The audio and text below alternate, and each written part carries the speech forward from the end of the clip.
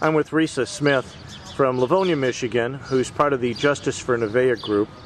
They've been helping the search along down here on the east side for missing 18-month-old Elaina Steinfurth. How long have you been down here, Risa? You started last week, didn't you, sometime? Yeah, we started last week, so we're coming on a week here tomorrow. Every other day searches. We've been getting pretty good turnout. Now, what brought you to this search? We've talked a little bit off-air about why you got involved with the Nevaeh search, and we'll do that later, and why you searched for the Skelton boys. But what brought you to this one? Why do you keep doing this?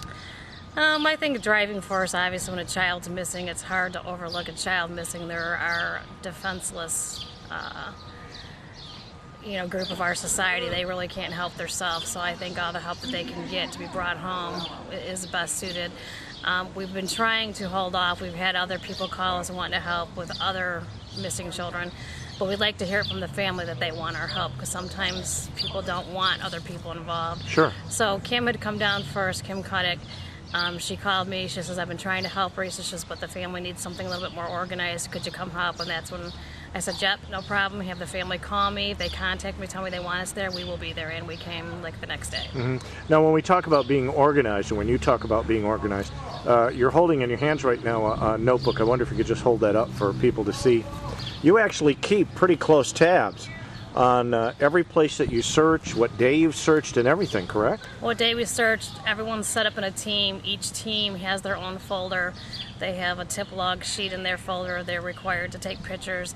If we feel it's something that has to be addressed right away, they have to stay on spot till law enforcement comes. Let me interrupt you for that. Mm-hmm. What would that be? What falls into that category, something that needs to be addressed? If we feel, like a few things that just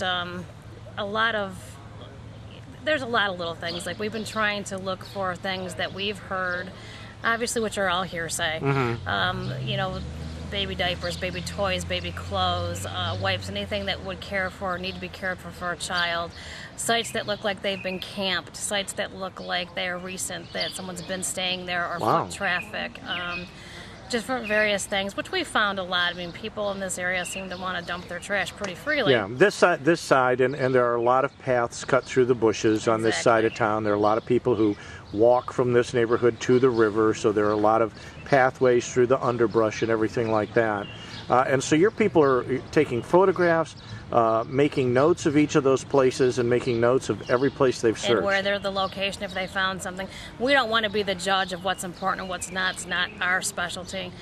We want to leave that up to law enforcement, so we are trying to capitalize every area that we've been to, leave it marked, calling someone right on the spot.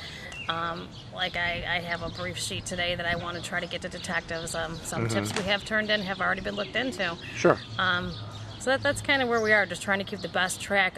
We log what time the team goes out, what time they come back, so everyone's accounted for. We try to keep it as controlled as possible. In your experience, now you've done this a number of times, is law enforcement open to what you're doing, or do they see it as kind of an encroachment on what their purview is? I think it helps us out a lot, like when they finally said law enforcement's asking everybody, neighbors, to look in their yards, look in cars you haven't been into, property that you own but haven't visited to for a long time. I think that basically is law enforcement saying we are accepting mm-hmm. any outside help. Okay.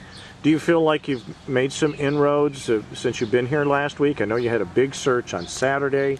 It's going to be a little smaller probably today because it's a weekday, right? But you're still going to do it? Yep, we won't. Yeah, we will still do them no matter. If we get 10 people out there, that's 10 people that are covering an area. Mm-hmm. I think we obviously are making some headway. Can we ever be sure that we've covered every area and mark it off? I don't think we can ever be sure of that because she's still missing. If we searched an area yesterday or Saturday per se, that doesn't mean we're not going to go back and look at it again today because she's still out there. I'm glad you said that, because I was going to ask how often you go over the same territory. Now, without any kind of police powers or anything, you're able to search outside. Are your people told to stay out of abandoned buildings, or do they just go ahead and go in there? We cannot enter abandoned buildings if they're boarded up. If there's access that's not boarded, then they have gone in. Mm-hmm. But if they are completely boarded up, they're not allowed to obviously break into these places and check them. They're boarded up for a reason. if boards are pulled off and they can access them easy, they have gone in. The boards are pulled off for a reason. Someone's been in there. So that's kind of where we go. They obviously have to stay 400 foot off of railroad tracks. There are certain areas that cannot be touched, certain areas that are fenced in, that obviously have posted no trespassing. They're given a very good detailed information of what they can and cannot do before they're sent out. They're obviously told not to touch anything. So this isn't just a bunch of people who decided to help out and you just say, okay, here's where we're going to look today on this block. They're not just going out there willy-nilly. It sounds like you have prepped them in some pretty serious ways and how to avoid trouble, especially with law enforcement, but also get the job done. Exactly. I mean, we have to look at it in a positive force. We need to work with law enforcement. We need to not get them angry or upset or be somewhere where we're not supposed to be. We don't want them to ask us to leave. We want to stay here and help as much as possible.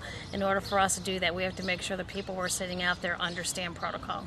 All right. Risa, thanks a lot. I appreciate it, and good luck today on the search. Thank you.